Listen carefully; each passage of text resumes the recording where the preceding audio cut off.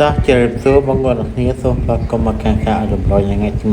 27ខែ8ឆ្នាំ2026ណាបងប្អូនហើយមិនចូលការឲ្យតម្រុយមួយនេះគឺអត់មានសុខចិត្តបងប្អូនអរគ្នាជាសប្តាហ៍ម្នាក់មួយផងហើយសម្រាប់បងប្អូនអ្នកនរគ្នាអ្នកដែលតើជាសប្តាហ៍ទីក៏ជាហើយទៅបងប្អូនតោះហើយយើងចាំមើលទាំងអស់គ្នាថ្ងៃនេះបានចូលឲ្យខ្លាំងបងប្អូនតោះហើយអត់មានសុំដាក់តិចសិនណាបងប្អូន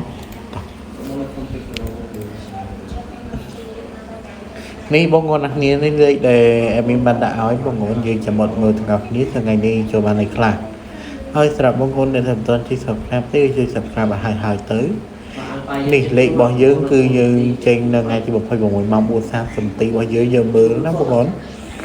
តោះគឺថាយើងមកមើលទាំងអស់គ្នាបងប្អូនគឺថាយើងអត់បានត្រូវទេបងប្អូនគ្នាគឺអត់បានត្រូវទេស្ដាយខ្លាំងមែនទេបងប្អូនអូបងប្អូនអរគ្នាគឺយើងអត់បានលេខទេបងប្អូនអរគ្នាយើងអត់បានត្រូវទេថ្ងៃនេះហើយយើងនឹងមកមើលមក 6:30 នាទីរបស់យើងទាំងអស់គ្នាមក 6:30 នាទីរបស់យើងគឺយើងចូលអុកទង្ហប់បាន2គ្រាប់ដែរបងប្អូនចូលអុកទង្ហប់បាន2គ្រាប់ហើយលេខផ្សេងទៀតគឺយើងមើលសិនបងប្អូនគឺថាយើងអត់បានចូលទេបងប្អូនអរគ្នា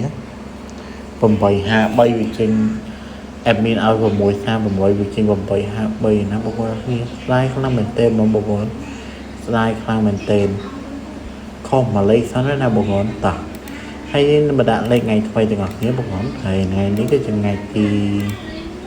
27បងប្អូនថ្ងៃទី27ហើយយើងចាំមកមើលដល់គ្នាថ្ងៃនេះចូលបានឲ្យខ្លះបងប្អូនសម្រាប់បងប្អូនដែលមិនទាន់ជួយ Subscribe ទេជួយ Subscribe ឲ្យហើយទៅបងប្អូនតោះឲ្យមានសុំសេតិចសិន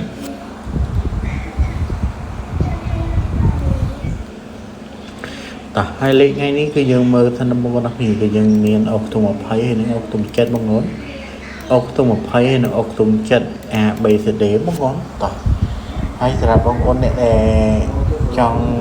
យកលេខអូសយកដល់លេខក៏យកទៅបងប្អូនអរគ្នាហើយយើងចាំមើលទាំងអស់គ្នាថ្ងៃនេះចូលបានឲ្យខ្លាំងបងប្អូន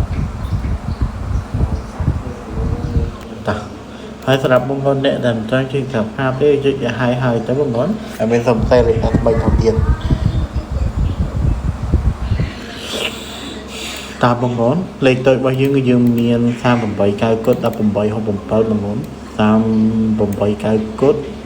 18 67ហើយលេខរបស់យើងនោះគឺយើងលេងបានណាបងប្អូនយើងលេងបានធម្មតាទេគឺយើងលេងបាច់គុណ3អីក៏បានដែរបងប្អូនតោះហើយសម្រាប់លេខរបស់យើងនោះគឺយើងលេង A B C D ណាបងប្អូនតោះហើយយើងចាំមើលតិចទៀតបងប្អូនឲ្យមានសំស័យតិចសិនណាបងប្អូន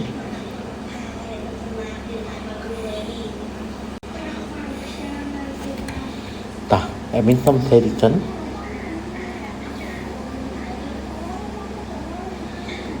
បាទបងប្អូនគ្នាលេខធំរបស់យើងគឺយើងចេញមកបដាបងប្អូនគ្នាគឺយើងចេញមក256 182 1925បងប្អូន256 182 925ហើយលេខរបស់យើងនឹងគឺលេខបានធម្មតាណាបងប្អូនតោះហើយសម្រាប់បងប្អូនអ្នកទាំងគ្នាអ្នកដែលមិនទាន់ចុច Subscribe អីទេចុច Subscribe ឲ្យហើយទៅបងប្អូនហើយយើងចាំជួបគ្នានៅថ្ងៃក្រោយបន្តទៀតបងប្អូនយើងចាំជួបគ្នានៅថ្ងៃក្រោយបន្តទៀតបងប្អូន